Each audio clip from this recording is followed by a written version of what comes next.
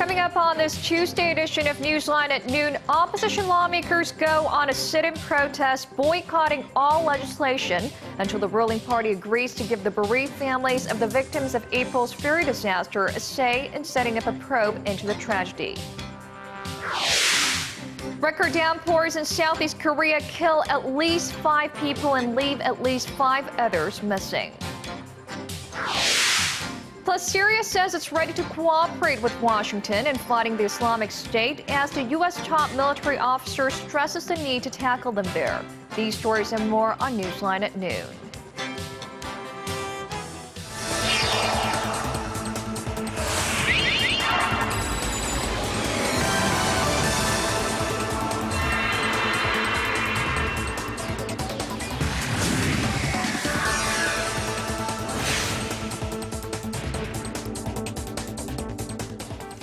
It's noon Tuesday, August 26th here in Korea. Thanks for tuning in. Live from Seoul, I'm Eoh Jin-joo. It's very good to have you with us. I'm Mark Broome. Our top story this lunchtime, parliamentary proceedings have slowed to a shuddering halt in recent weeks, while lawmakers wrangle over the details of a special bill that would investigate the causes of April's Seoul ferry disaster. Demanding that the ruling party heed to its demands to include the bereaved families in the talks for the bill, the main opposition began the day with a sit-in protest at the National Assembly, which has since shifted to the presidential office of Cheongwade. Connie Kim reports. Members of the main opposition party are protesting at the presidential office of Cheongwade as we speak, joining with dozens of members of bereaved families who have been camped out there since Friday. It's in response to the ruling party's rejection one day earlier to hold three-way talks with the families of victims from April's ferry disaster. The rival parties have been unable to come to terms on a special bill that would launch an investigation into the causes of the tragedy. The main opposition protest began this morning at the National Assembly, where Floor Leader Park Young-sun read out a letter of support for the ferry victims' families. She called on the ruling Saenuri party to sit down with the families to resolve the matters of contention and on President Park Geun-hye to join them. Lawmakers are at odds over one key aspect of the bill, that being whether the committee in charge of the probe will have prosecutorial powers and thus the authority to indict. The ruling party says doing so would destroy the principle of criminal law. Amid the deadlock, all parliamentary proceedings have been suspended, including an annual parliamentary audit that was scheduled for this Tuesday.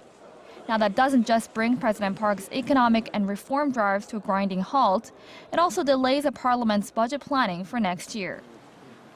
Connie Kim, Arirang News.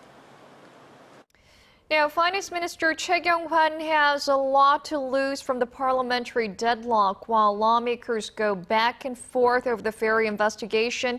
A number of key bills aimed at breathing new life into the economy have been placed on the back burner. And in a statement this morning, Choi urged them to get moving. Sun Jung-in reports. Standing alongside key policymakers on Tuesday morning, Deputy Prime Minister Choi Kyung-hwan sounded the alarm about the state of the Korean economy and called out lawmakers for their inability to pass a number of key bills aimed at reviving it. The pulse of our economy is weakening. If those bills related to the livelihoods of the people do not pass during this session, and if we fail to stoke the embers of economic recovery, the economy could go off the tracks and we would face difficulties in turning it around. While Choi said he understands the importance of the so-called Seoul ferry bill, he also said that 9 economic bills which have been labeled as urgent need to be passed as soon as possible. Choi also pointed out that at least 30 other pending bills need attention as well, all intended to stabilize people's livelihoods.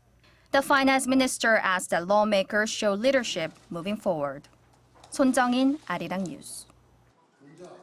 The state-run financial regulator says it will lift more than 90% of its sanctions on employees of financial institutions in a bid to stamp out protectionism in the sector. The Financial Services Commission adds this would help encourage the institutions to take more risks in giving out loans to startups and small to mid-sized businesses. Reporting to President Park Geun-hye at her economic advisors meeting on Tuesday, the FSC also talked about incentives for banks banks that financially support innovation and technology-based firms. The advisors suggested a nationwide inspection of safety management as well, where a task force can prevent disasters after attending to dangers reported by the public through smart applications. At least 5 people were killed and some 5 more are missing after torrential rainfall lashed Southeast Korea Monday afternoon. Record levels of rainfall hit Busan and nearby cities, causing landslides and sweeping buses and cars off the road. Connie Lee has the details. In Changwon, Southeast Korea, a city bus is swept away in flash floods caused by heavy rain. Caught in the fast-moving currents, the bus tips onto its side, and in an instant, it disappears, submerged under the rushing water. At least 1 person was killed in this incident. This is just one of the unfortunate effects of the record rain that drenched southeastern Korea on Monday. Measuring up to 130 millimeters per hour, the torrential rains hit Korea's port city of Busan and nearby regions in Gyeongsang-namdo province, causing landslides, flooding cars and houses, and halting rail services and flights in and out of Kimhae Airport. Officials from the National Emergency Management say at least 5 people were killed, and several others were left missing from the torrential rain and flash floods. On Tuesday morning, police continued the search for the missing, with fears that the bodies could have been swept into the nearby ocean. For those confirmed dead, some drowned inside their cars that were stuck in a flooded underground road, while others were swept away by floodwaters. A 65-kilowatt nuclear power plant was also shut down after rain began to seep into the water intake facility. Within 3 hours, more than 240 millimeters of rain fell in Changwon, Busan, and other surrounding cities. Weather officials say showers are expected this week in central and eastern parts of Korea, with the monsoon season lingering until mid-September. Connie Lee, Arirang News. South Korea and the United States are reviewing the feasibility of holding a joint foreign and defense minister meeting in Washington in late October, following an agreement that was reached during summit talks between the two nations back in April. Officials say that should the meeting go ahead, both countries will discuss the timing of the transfer of wartime operational control from Washington to Seoul, as well as their combined operation capability against North Korea. Although the envisioned meeting would be around the time of the scheduled security consultative meeting in October, it will highly depend on the ministers' very busy schedules. If the meeting does happen, it will mark only the 3rd meeting of its type between the two countries. Now, North Korea is continuing to ramp up its condemnation of Seoul and Washington's joint military drills in a significant upturn in rhetoric against the so-called Ulchi Freedom Guardian exercises. The North's deputy ambassador to the UN says Pyongyang might consider unleashing a powerful counterstrike. Our Shin Se-min has this report. North Korea's deputy ambassador to the UN, Lee Tong-il, says Pyongyang is ready to enhance its countermeasures to the joint military drills between Seoul and Washington. The DPRK is close to the use of nuclear weapons. They are to take nuclear preemptive strike with all different means of power, including nuclear weapons. The North Korean envoy also expressed his frustration with the UN Security Council after it failed to acknowledge Pyongyang's request for an emergency meeting in response to the South Korea-US drills.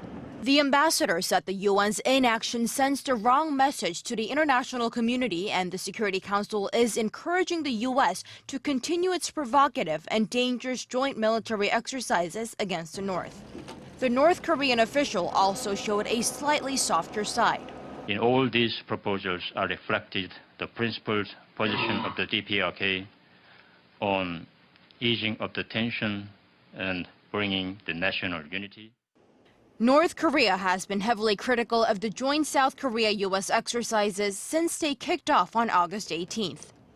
Earlier this month, Lee said the drills, which mobilized tens of thousands of South Korean and US troops, were the root cause of the prolonged tension on the Korean peninsula. Shin Se-min, Arirang News.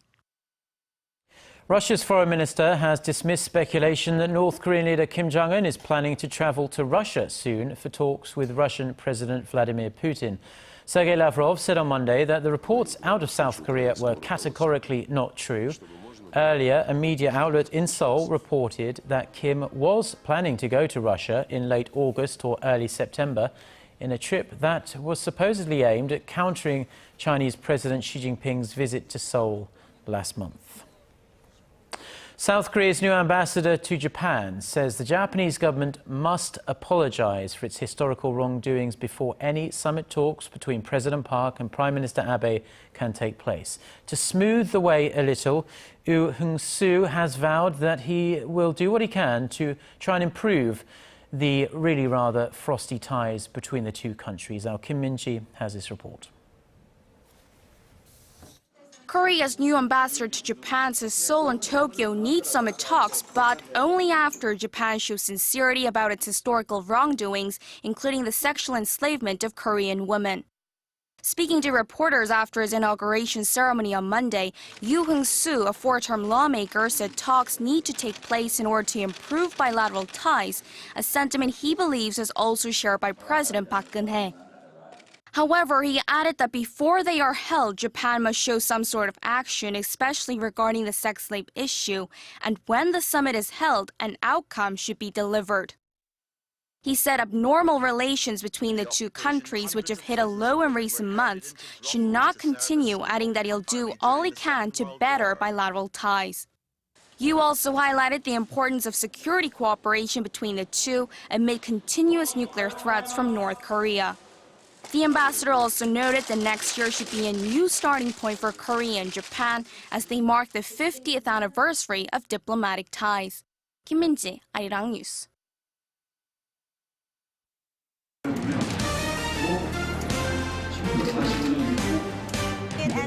Stay up to date on the latest news out of Korea, connecting to our team of reporters about the issues that matter to Korea. On air, on your mobile, online. Find out more about Korea on Newsline at Noon with Mark Broome and Eoh Jin-joo. I'm Eoh Jin-joo. Market researcher, strategy analytics, said Thursday that LG Electronics brought in about 11. The S&P 500 index has topped the 2,000 mark for the first time on Monday before closing at just below the level. It ended at a closing record 1,997, up 9 points or 0.5% from the previous trading day. Reaching the milestone, albeit for a short while, is an impressive accomplishment given that the index had tumbled to below 700 in early 2009. Each of the 10 primary sectors on the S&P advanced on Monday despite cautious signals from the reduction in stimulus from the Federal Reserve and a simmering conflict between Ukraine and Russia. U.S. stocks have been performing strong of late. The Dow Jones Industrial Average has jumped in 7 of the last 10 sessions, while the Nasdaq has notched gains in 8 of the last 10s. And on to some more gains, this time on the Korean stock market. Daily trading volume on the Korean bourse rose to an average of 6.4 trillion won, or about $6.3 billion this month, up about 40% from the end of last year, Korea exchange data shows. Individual investors' deposits at brokerage houses also surged by about $2 billion during this period. Now, the rise in turnover was due partly to U.S. investors who increased their holding in Korean shares by about $1.4 billion last month. The benchmark Kospi index traded at around 2,070 in morning trading, up from 2,011 recorded on the last trading day of 2013.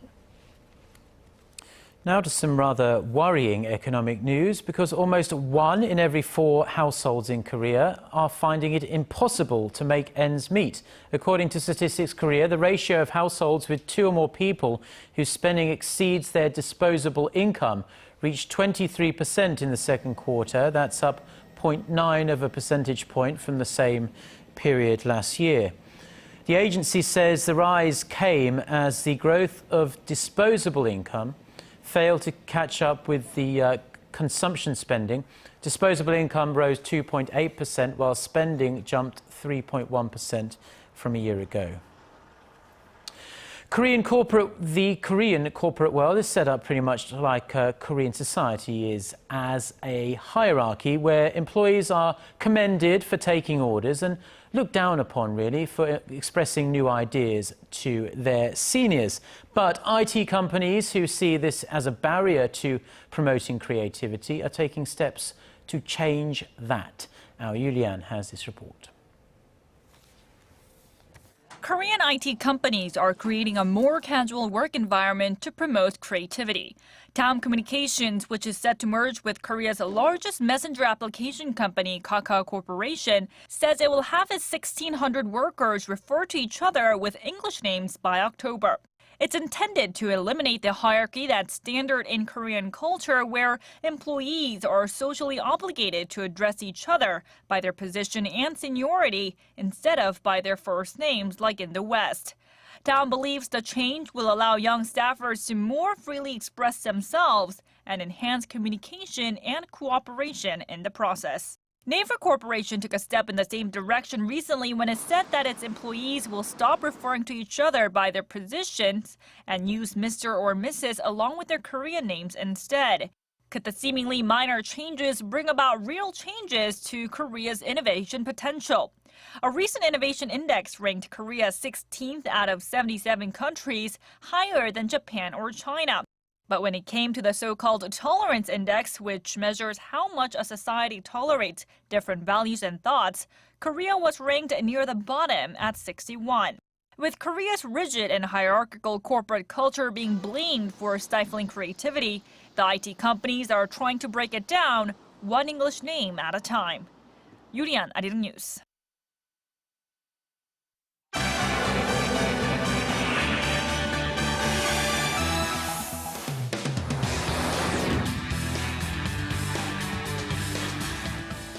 Well, it's time now for a look through the international headlines we're following on this Tuesday afternoon. For that, we turn to our Eunice Kim standing by at the News Center.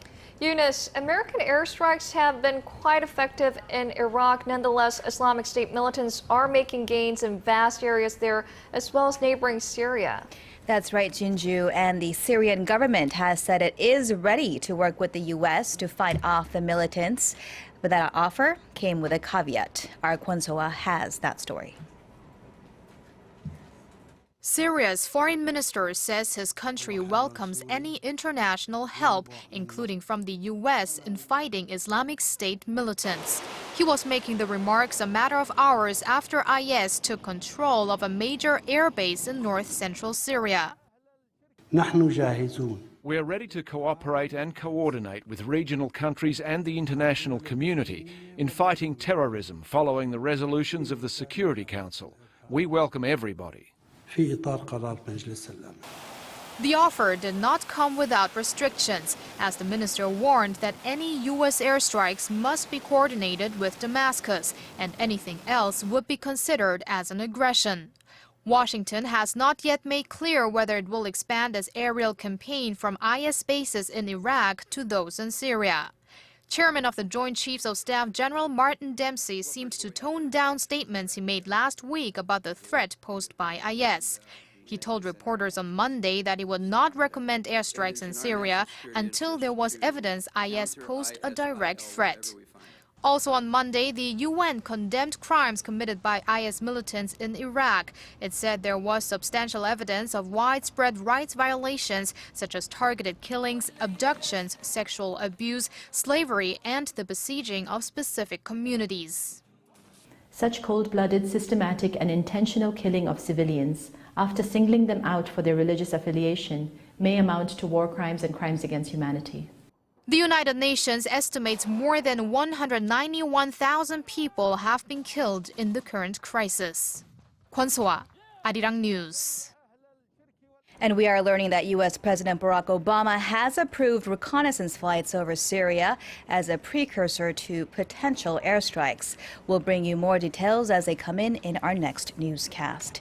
Shifting now to the Ebola outbreak, Congo's health minister says as many as 15 people may have died so far in the country's latest bout with the hemorrhagic virus. Ebola had first been identified in Congo in 1976, and this would be the 7th time the country is dealing with an outbreak.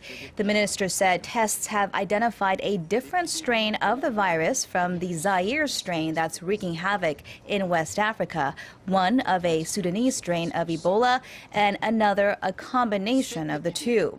The minister said the Jera region, where those 15 fatalities were recorded, some 1,200 kilometers from the capital, would be placed under quarantine. Meanwhile, back in Liberia, a doctor who had received the experimental drug ZMapp died late Sunday. Dr. Abraham Borbor was the deputy chief medical doctor at Liberia's largest hospital. In Ukraine, President Petro Poroshenko has dissolved his parliament and called for snap elections on October 26th. He said many of the parliamentary members were allies of the militant separatists waging war in the country's east, and that the majority of Ukrainians wanted a new parliament. This as Ukraine's military says Russia has sent soldiers and weapons across the border to open a new front, a charge Moscow has denied. It's in this context that the leaders of Ukraine and Russia are set to meet on this Tuesday in a round of rare talks in Belarus's capital of Minsk. Expectations are low, though, that the meetings would produce an end to the fighting that has killed more than 2,000 people so far. And the funeral of 18-year-old Michael Brown was held Monday, attended by 4,500 mourners to remember a life lost too soon and to demand change. In the pews were family members, the parents of Trayvon Martin, civil rights leaders, public figures, and White House aides. In one of two eulogies given, Reverend Al Sharpton condemned those who committed violence in Michael's name and called for a movement to clean up police forces and the communities at large. Brown was shot and killed by a white police officer in Ferguson, Missouri on August 9th, despite being unarmed. His body had undergone 3 autopsies as part of ongoing state and national investigations.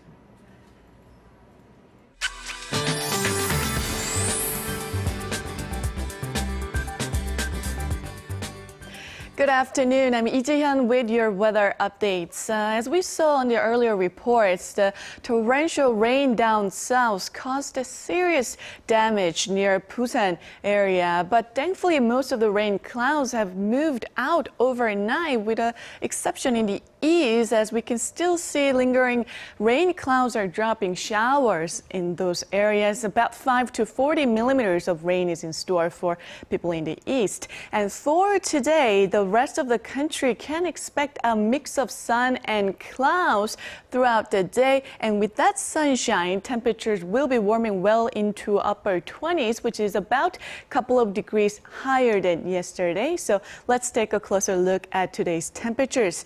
The afternoon high in the capital and Gwangju, Busan should all rise to 28, while Daegu will peak at 29 this afternoon. Now let's see how other regions are looking. It looks like Jeju Island and Daejeon will top out at 28, and Dokdo should see a high of 22, while Mount Keungang reaches at 16 later in the day. Well, the weather outlook for the remainder of the week here in the capital is looking good.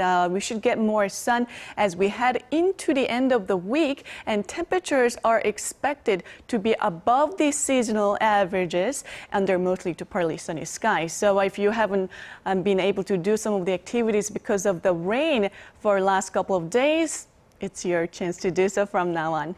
Well, that's all for Korea, and here's the international weather for viewers around the world.